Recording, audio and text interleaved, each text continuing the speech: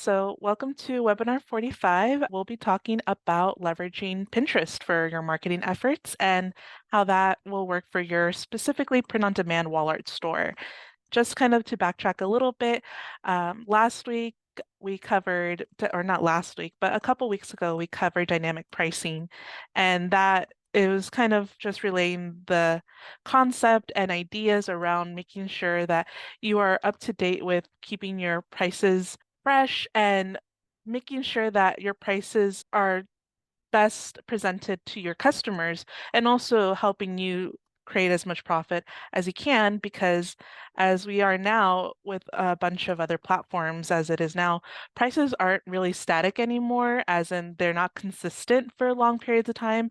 You're going to see influxes, and that's kind of an accepted norm online. Whenever you're shopping for products and you see something was priced at a certain price point one month and then the next month you'll see it's higher or lower depending on the whatever factors that store or vendor decides to showcase their product at, it's going to be different. And so last week you kind of covered that topic and how you can be a bit more conscientious of your price points for your art. Specifically as artists, it's a really interesting topic to cover because art's perception and in value it varies person per person and artist per artist. And depending on your demographic, you can leverage yourself to make prices higher, lower, and not always keep it at a constant. Especially as you do more, you become more experienced. The idea is also with more experience and more I would say uh, accolades and notorieties, you'll also be able to leverage your price a bit higher overall. But if you're interested in that, that is on our YouTube channel. You could check that out. But for this week, we will be talking about Pinterest. And this was kind of a topic that was a personal interest of mine because I myself am a frequent Pinterest person who loves going on there and finding inspiration not only for my own, um, you know, off time, if you will, but also within the professional setting. I like to see what people are enjoying and looking at when it comes to purchasing art.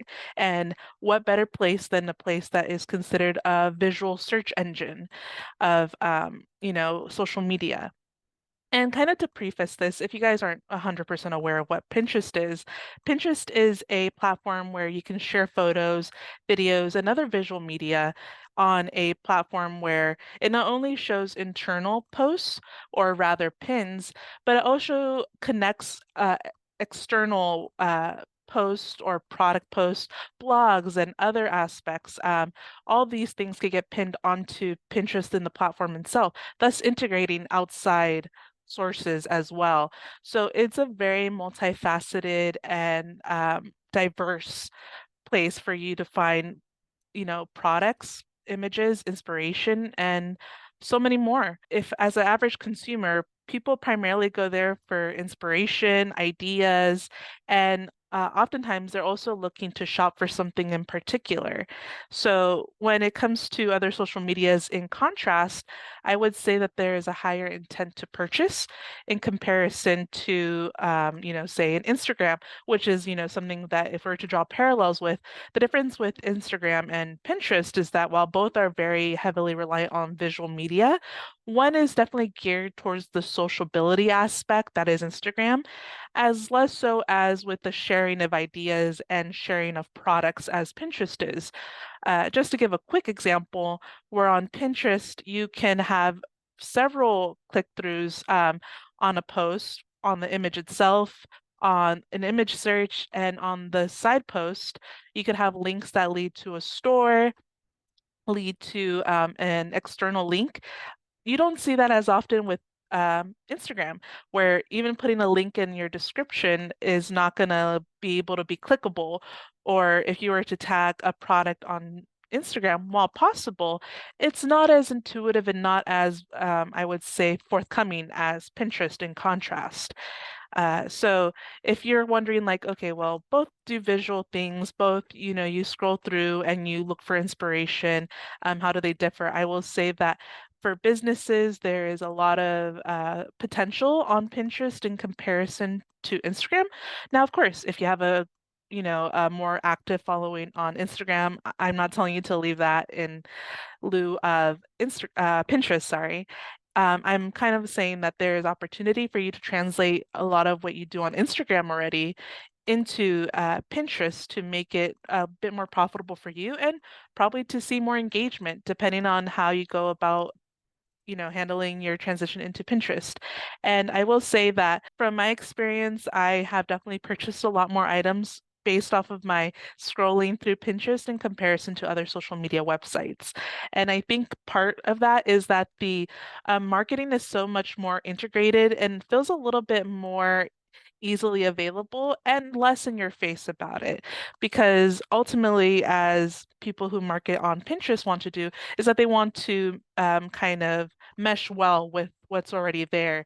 And the content that's already being shared is already people selling products or people looking at products and window shopping, if you will. So you being there as a business or as an artist, it just makes sense for you to be there and to have a very, consistent posting and sharing of your content because it's already widely accepted that people are there for that reason, which is to buy and to spend.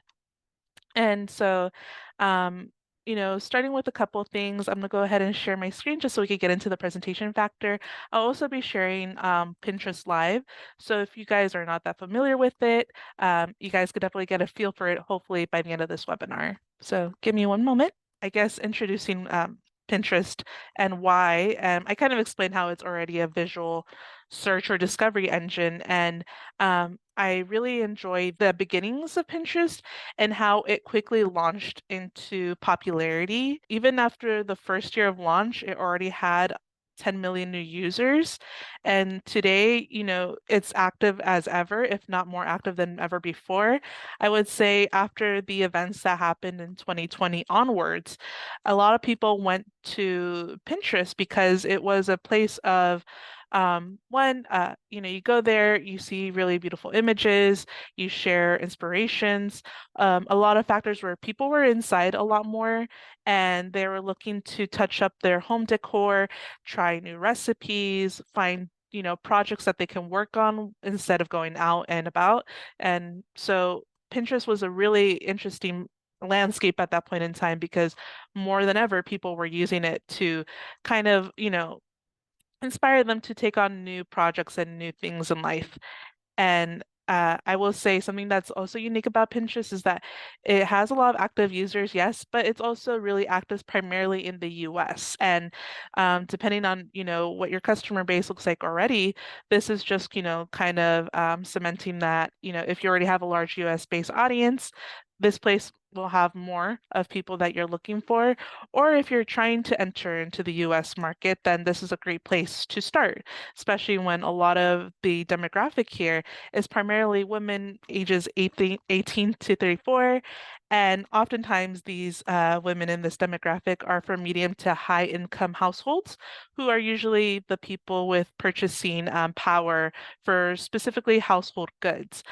This was just some data that Pinterest and other sources shared about um, Pinterest's main demographic. But that isn't to say that other people aren't visiting the website. That's just a predominant factor there. And then for the most part, when it comes to the high purchasing motivation, 83% of pinners have made a purchase within the week based on content they saw from brands on Pinterest. And by brands on Pinterest, we're not just talking about, your large retail brands, but we're also talking about Etsy sellers. We're talking about small e-com stores and more. So there's a lot in the Pinterest landscape. And if it's anything, I see a lot of Etsy sellers on Pinterest. So if you yourself are on Etsy, a great tool would be Pinterest to use in tandem with whatever other marketing strategies you have. And so, understanding Pinterest, I think the best way to understand it is to visit the website directly.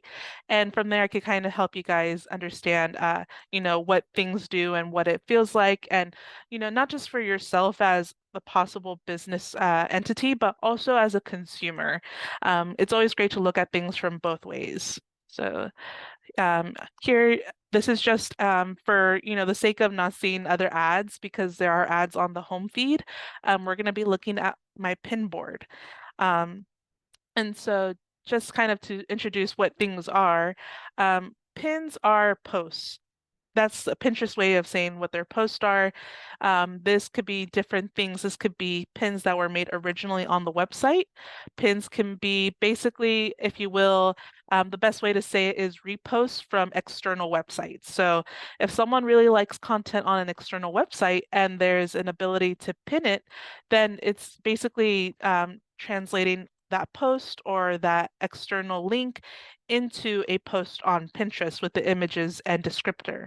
So consider that there is a diversity of type of products that you will see here, but also a diversity of sources that you'll see. Oftentimes, the poster who is posting the content is usually not the store owner, or even the brand themselves. It's usually a consumer who is posting it because they're saving it for their own inspiration and their own um, plans for the future or maybe future purchases. So, oftentimes, actually, more often than not, it's actually a consumer or regular user who's pinning products and pinning, stuff from small Etsy users or from big brands. So, just, know that you're not the only person who is going to be on this platform advertising products, not just you or business owners, but also everyday consumers and everyday users.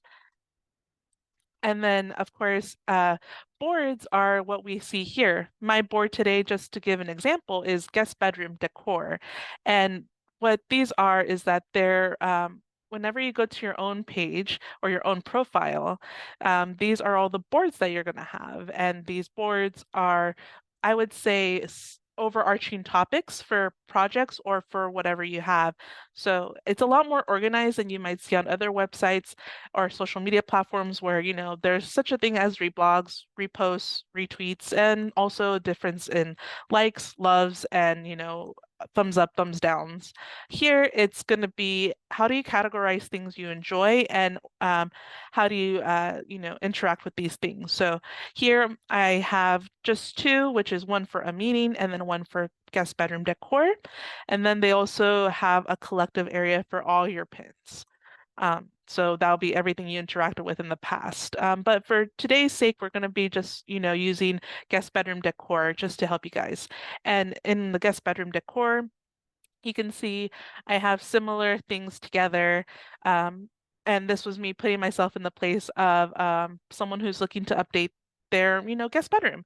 And the look I'm going for is a bit, farmhouse chic, a bit of vintage, a bit of modern, but for the most part cozy. And this is where I decide to kind of make the aesthetic for my board for my guest bedroom because it's a DIY project. I want similar looking images to kind of bring inspiration to what I want. And by bringing that into fruition, I'm also looking at these and, potentially going into places where I can check out these products. So as you can even see here, for example, which I'll talk about later, but there are so many areas to interact with, to click and hopefully reach to a purchasing point. But even when I hover over this, it shows me where I could get a picture like this, where I can get a picture like that, and so on and so forth. Where can I get that pillow? And so, even when you're thinking about making your own promotional posts, think about how you can complement your products with very aesthetically pleasing furniture or lifestyles and so on. So there is a lot of opportunity to advertise on Pinterest and also making it very creative and very fun. As you can even see here, there's also a shop the look. And as you can see, there's so many sources that are cited here from Etsy to Wayfair and so on. So from the small to the large businesses. Okay. And then I think that when it comes to the importance of visual content, I mean, you can see right here how important it is for anyone who makes a post here for it to be aesthetically pleasing. And of course, as artists, this shouldn't be hard at all.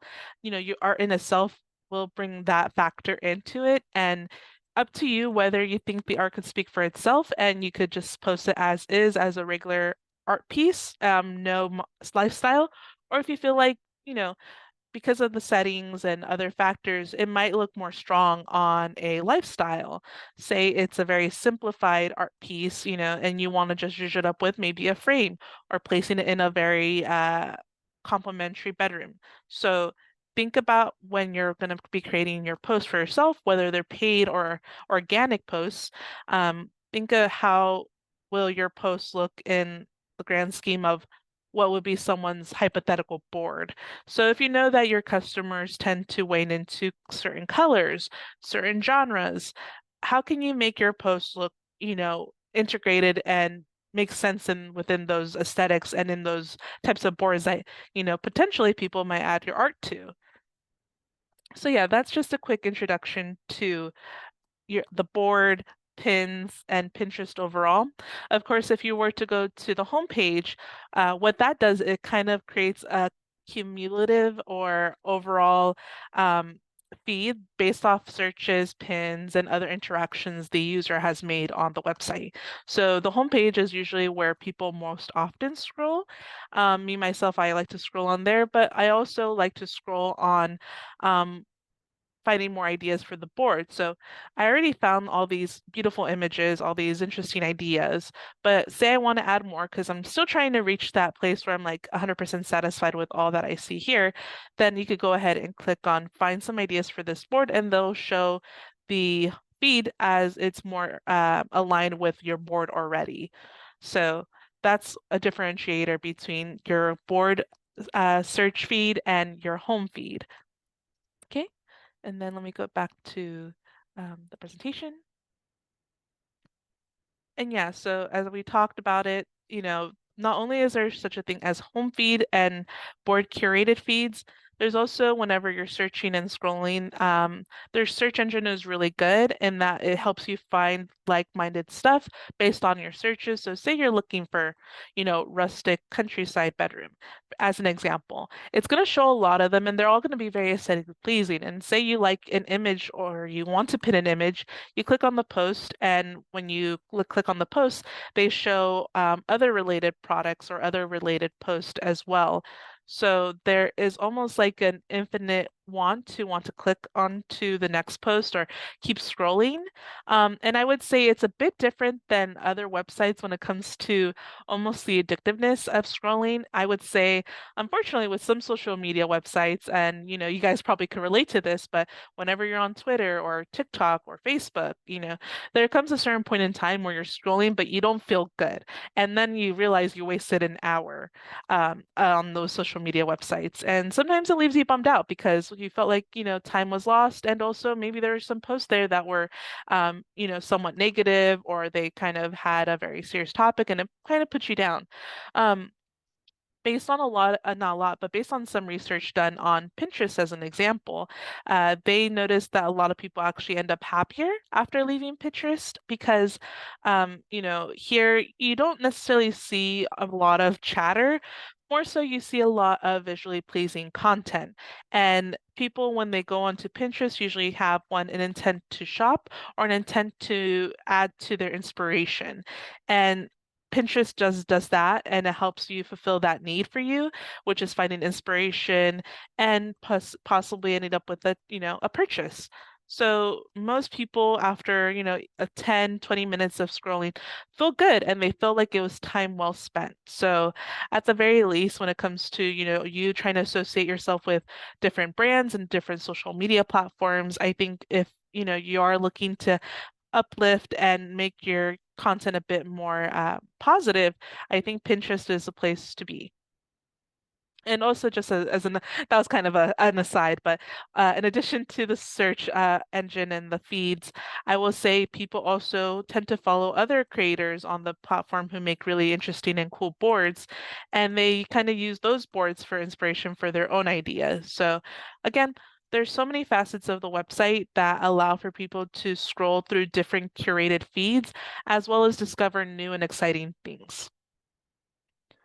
And so, from understanding how the user behavior is on Pinterest, we first need to see, what the initial interest is through all of this. So from the discovery of the purchase, from the discovery of the pin onwards, it is fairly easy for a customer to kind of get to your store or get to your checkout area.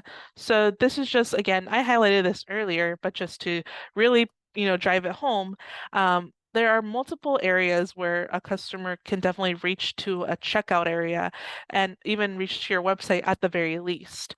So, I love this image and I really like the colors. They're vibrant. There are so many parts of the product that I enjoyed. In this case, this is going to be leading me to a place that is going to be talking about the interior decorations of this. And it's going to, make me want to click and see where these products are from. Well, I could also go down here and shop the look as quoted here.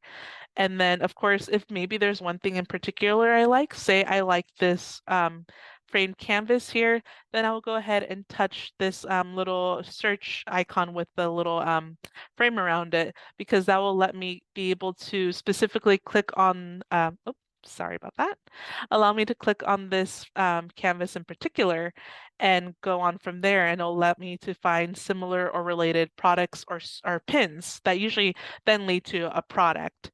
And then, of course, apart from that, there's this little link down here that when you hover over it, it'll allow you to click on it. So again, as a user on the website, it is so easy to end up on a website as a result of searching and pinning products or posts. And then from here, this is kind of my recommendation. If you are to start advertising on Pinterest and you are to have your website as the jumping off point, I think that when you're introducing someone from Pinterest into your website, you want to make sure that that transition makes sense for them, and you also capture and utilize your website to its fullest potential to have this customer engage with your brand and products further. So here are some highlights that I want to demonstrate here, which is one, you always need to make sure your logo is visible. I think this is just a cold hard rule for anyone who owns a website.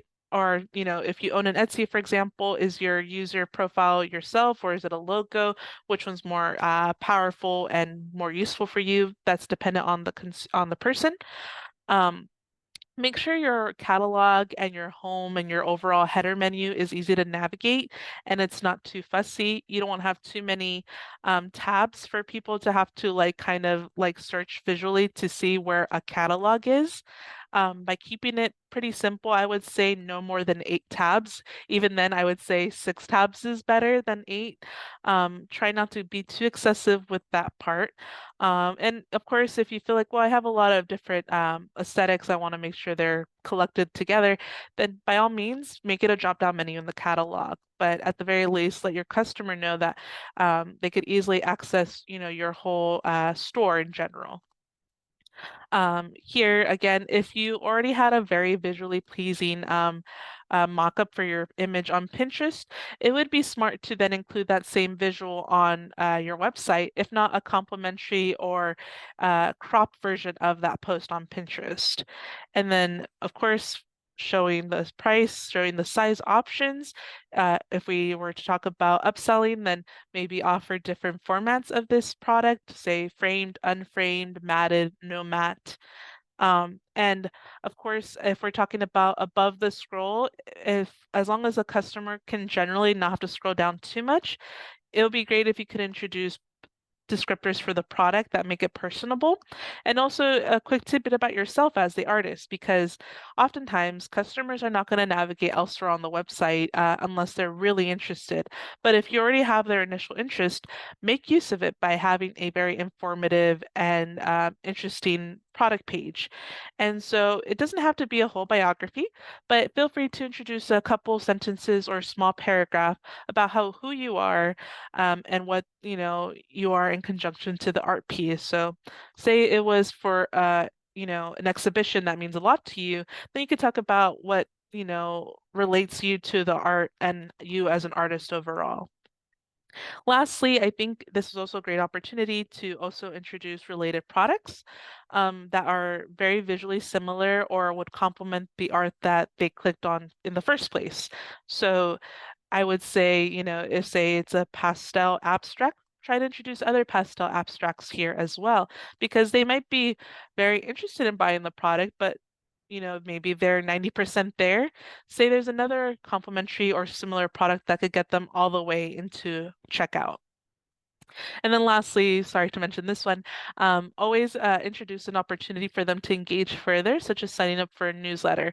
Because oftentimes, some customers might really like what they see on the website, but they might forget, or they're like, oh, I'll come back at another time. Then always make sure that there's a place for them to be able to re-engage with your products after visiting. This could also be introduced at checkout. You could also encourage people to create accounts upon checkout. So not just the product page, but along their purchasing journey, do include bits and areas where they can, hopefully become a more long-time customer as opposed to a one-time purchase. And then when it comes to creating a business account on Pinterest itself, say you heard everything and you really want to get started, starting a business account is actually relatively easy. You just have to actually start with a normal account and then move on from there. You just need to go down to the drop-down menu under your username, and there it would be changed to a business account. And you'll just need to answer a couple of their questions so they can get a better gauge of what you're looking for as an online business or a business in general. So here, these are just some quick screenshots of when I made my account into a business account. Um, and so, they ask what type of merchant are you, or what type of person or entity you are as a business. And so there are different forms. And for me, I was looking for what applied most to what would be our general customers here at Lumaprints. So I myself am an online merchant. Um, I want to grow brand awareness. For other people, their main objective may be to increase online sales, drive traffic. There are different, goals that you might have, but they also want to know more about you, in general. Here you can then introduce your website, your business name, and furthermore, maybe the country that you're from as well. Um, And then, of course, here's some more ideas. And they also share, or they want to know what is going to be your focus. And if you do the click drop down menu here, the focuses that they offer are design and art. They offer home decor, crafts and DIY, fashion. I would say there was a couple more health and fitness, and so on and so forth. So they categorize things really precisely to what is their biggest, I would say, topics on their platform. So find wherever you find yourself most compatible with. For me, I did design and art. And so when it comes to creating compelling content on the platform, after you create your business account and you want to start posting and you want to start making pins within the platform, or maybe start sharing external links, you still need to create content that makes sense for the website nonetheless. I will say here it is definitely quality over quantity. And the reason why I say this is because there is a longevity to pins in comparison to other social media platforms, because the chance for discovery doesn't just die off within the first 24 hours or the first week. Not really. I would say that the longevity of a post is as long as your tags, metadata, and imagery is current with what people are searching for, it's always going to be relevant. And so you definitely want your post to not just be there for the sake of, well, I have to post something now, and if I don't post something now, there's no possibility that people are going to interact with my post later on. It's not that. And I would say the thought process behind how you're going to go about this should be a bit more careful, because, ultimately you could always delete a pin if it's not doing well or if you're not happy with how it looks overall. But you want to do that curation for your own post as well.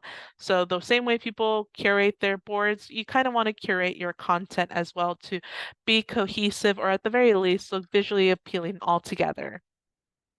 I will say though, consistent posting is good because it just builds a good amount of products onto Pinterest without you reaching burnout.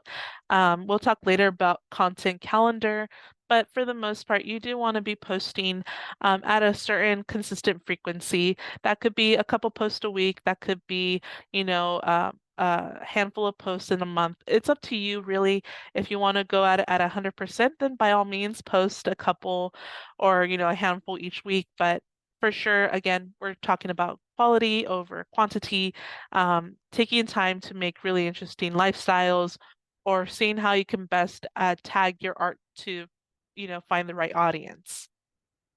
And then, of course, you want to find yourself posting high quality images. So make sure that they're not pixelated. Make sure that the lighting is good. Oh, yes, you have to make sure lighting is good because the last thing you want is dreary lighting over your art. And it won't look good in the grand scheme of things. You want to go for warm to neutral to bright. Lighting for the most part when it comes to taking photos of your art prints. And we have done some webinars on how you could take photos of your art prints for printing. But when it comes to taking photos of your prints for posting, that's a different matter because, with lighting, there's moods, there's things that are things like aesthetics and overall visuals that you want to portray. Oftentimes, it's not going to require you to show your image 100% accurately as if you're preparing it for print. Oftentimes, people will like to see a warm glow, for example, to complement their art, or maybe a very, moody lighting to complement their art. So there is different stylizations you could go about sharing your images, but at the very least, know that it has to be compatible with the art at hand, one, and to be compatible with the demographic that you're looking to tap into. In addition to that, lifestyle images are really huge. And when it comes to sharing art on the Pinterest space, of course, as you saw in the board that I was sharing, there's some art that stands on its own, and that is dependent on your art as well. If there's a lot of small, minute details, it might be better to showcase it as the art just in and of itself without a mock-up or a lifestyle image. However, if you find that it will be even more compelling or more intriguing to the customer if they see it within a gold frame or a really beautiful lifestyle, then of course you could do both and test that out and see which one is more interesting. Um, as you're starting out, my suggestion would be definitely to share the art as it is on its own as a post, and then share it inside a really beautiful lifestyle image as well. That makes sense with the artwork. And then the last item that you could share that's very compelling is behind the scenes content, in which case, I've talked to this about this before in previous webinars, but showing your art journey and your art process is something a lot of people are always initially intrigued by, and it kind of keeps them around interested in, as far as knowing more about you as the artist, and as far as, wanting to purchase off of your store. So there are several ways you can go about going and posting your content, and there's a lot of different executions you could go about it. But at the end of the day, they're, for the most part, really strong components, which is make sure that your images look really strong, make sure they're high quality, and for the most part, when it comes to creating content, make sure that it's consistent.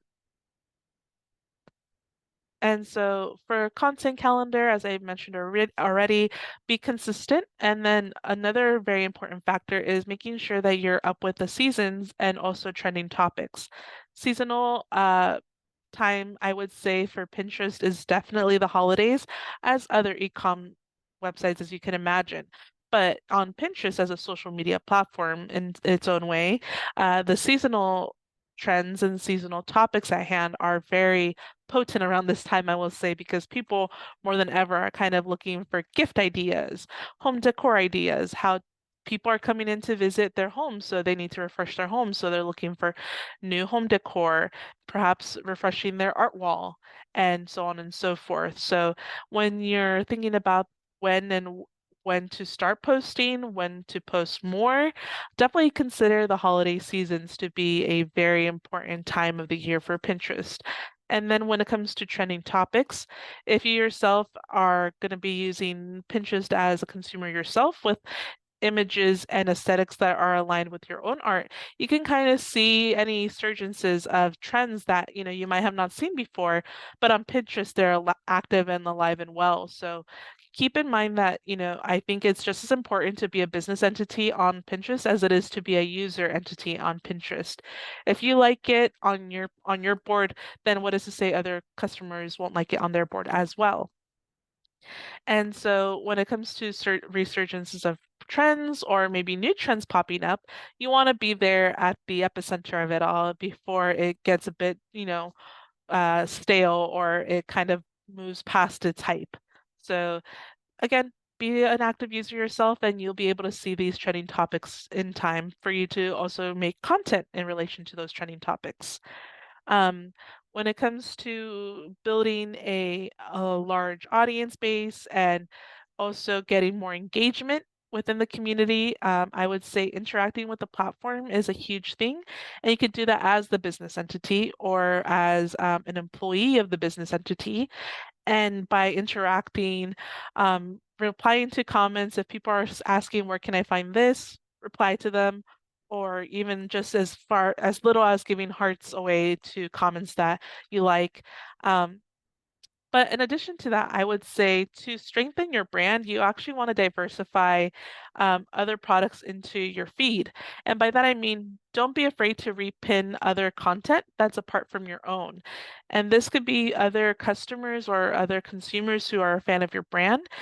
See what they're repinning and see what they're posting apart from your own stuff, and see how you can introduce that into your pin boards and your own repins because the idea is to create a environment for your customers or potential customers rather to go onto your page and really enjoy their time there. You don't want them to leave. So, you can only post so much. Feel free to kind of add padding, if you will, to your own board by introducing other content. And it doesn't always have to be other products per se. It could be other inspirations that aren't necessarily directly tied to an external website that sells competitive or potential competitors' products. So don't stress out too much if you're like, well, I don't want to post other people's products on my page. Perfectly fine. There are a lot of posts out there that don't sell things immediately. Or are linked to a business entity. So just, be reassured by that. And then another thing you could do as a secondary option or as another possibility is joining and creating group boards. For group boards, that means there's multiple collaborators adding and editing a board to make it look really strong. And so this is another form of community within Pinterest. I will say that when it comes to social media for Pinterest, it's very different from other places. I would say here, the content, visual content is first, the sociability is secondary. But with that secondary component of socializing with the overall community, it is very easy for you to kind of integrate yourself by adding your own products to group boards that make sense. There's a difference between adding your group board to boards that might have an opposite aesthetic or an aesthetic that doesn't make sense with your art. And then there's a different thing when it comes to posting your products and websites to boards that already have very strong and compelling features.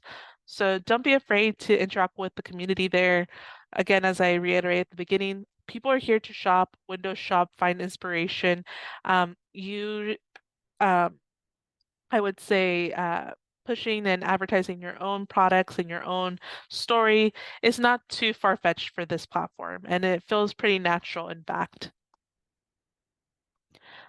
So when it comes to promotions and promoting pins and advertising, should you decide, well, okay, I really like Pinterest overall, and I actually want to start putting ad dollars to it. Kind of as a small aside or related to this, I do see that when it comes to marketers, there is some slight apprehension when it comes to Pinterest.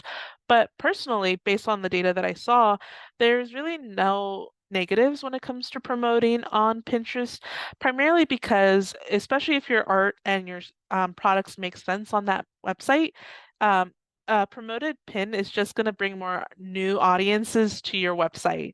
And it's going to convert people who are already interested in purchasing something into purchasing your products because now that you're promoting your pin, it's reaching people's eyes more easily and they're more inclined to buy in comparison to people who are on different social media websites where their intent is to socialize, decompress, maybe take a moment away from wanting to purchase stuff.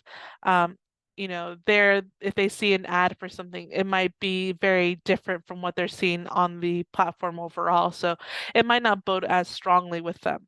Whereas here, you advertise a product that looks beautiful, is showcased in a beautiful lifestyle. It's going to integrate perfectly fine within the other posts. And so, having at the top of their feed something, that aligns with their aesthetic, they're more likely to purchase. And there are different types of ad options. So there's your standard pin. I would say I would call it a static or non-moving pin, so there's no visual movements. It's just a picture, if you will. This one, they do relatively okay. The ones that I see most common doesn't mean that they're more successful, but what I see most commonly are definitely the video pins and carousel ads. And so the video pins will be the same, if not roughly the same size as a regular pin, but it's in video format. And then when it comes to carousel ads, as the name describes, you can swipe through the carousel to see more or learn more about the product. Someone did ask, what is the most profitable format for a pin in this context? Um, and what type of promotional pin, works best? Is it better if it's just the picture of the art, have it with text, a mock-up? Are there any other formats to consider? And this question was by a person named Carson. And this question is very interesting because I think it really does depend on your imagery. But I also think before you start putting ad dollars to this, definitely do it organically by posting the two options without putting ad dollars behind it and seeing what works for your art best. Now, if you feel like, it could benefit from some words on the post or perhaps in the video content, then by all means try it out. But I would say try it out before you start putting ad money towards that or marketing funds towards it. And then when it comes to Pinterest overall for businesses, I will say that I really like Pinterest for its user friendliness for businesses. And by that, I mean they really care about your metrics and the data that you're taking from your posts. And they also care about you finding your audience. Because if you find your audience, then Pinterest's audience finds art that works for them and their algorithm. So it's a very beneficial relationship between Pinterest and the businesses there. There's no sense of clashing. In fact, they do a lot to make sure that you're well informed of um, analytics and metrics so you can further improve on your advertising. So just to showcase here are some metrics such as engagements overall and engagement rates, impressions, saves and save rates, pin clicks and pin click rates, and so on and so forth. And then when you want to kind of start creating I would say customer groups, there is data to provide that, such as age, gender, what devices they're using, what product groups are, they clicking on particularly. And then you could then differentiate if your organic content is doing better than your promoted content or vice versa. So um, they are very forthcoming with that information for you to then make conclusions and figure out how to further develop your presence there on the website. And then, of course, when it comes to SEO and posts on Pinterest, and this is outside of just promoting for Pinterest, but in general, whenever you're creating a post, whether it's paid or organic, by organic, I mean you're not paying for it, you're just posting it as a regular pin. Um, Things like keywords in the pin description, titles, board names are important. You want to optimize your pins to relevant keywords and incorporating your keywords into descriptions, titles, and board names. That way, it boosts the visibility of these posts a lot more so to specifically the right audience, not just in general.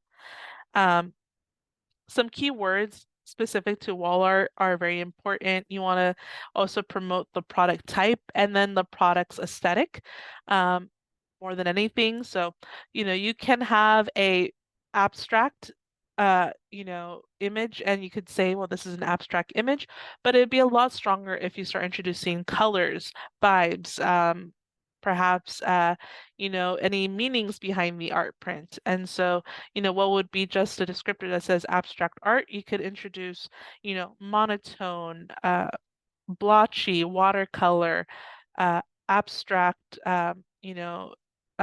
modern, and so on and so forth, grungy, if it's, that's the vibe that it's giving.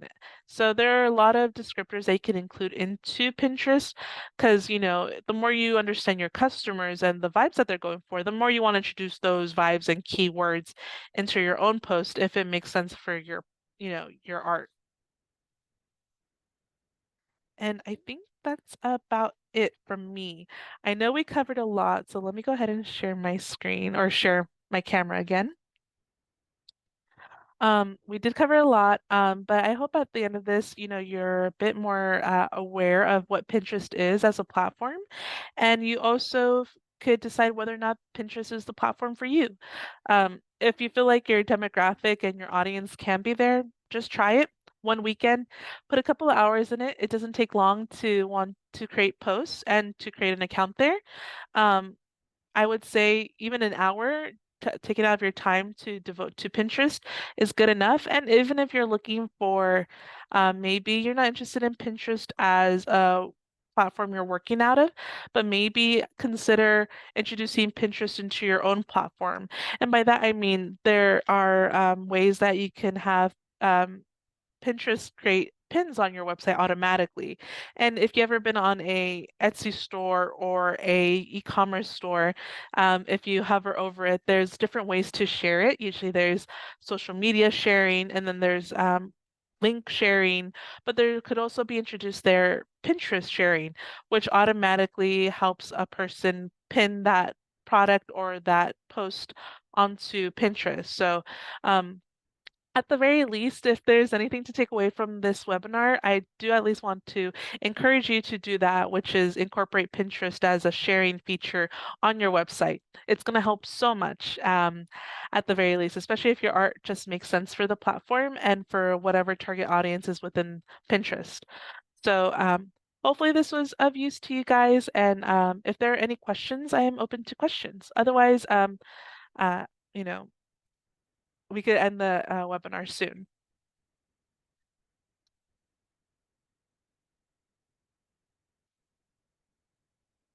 Of course, if you did like this topic, let me know if there are other platforms you guys are interested in talking about or wanting to see covered, especially from a wall art perspective. Um, I know that we talked a lot about different formats here and Pinterest overall, but say there's another website you're interested in possibly exploring, but you haven't had the opportunity to really see if it works for you yet, and you want to hear someone talk about it, we could definitely do that here as well. So I'm also open to those suggestions.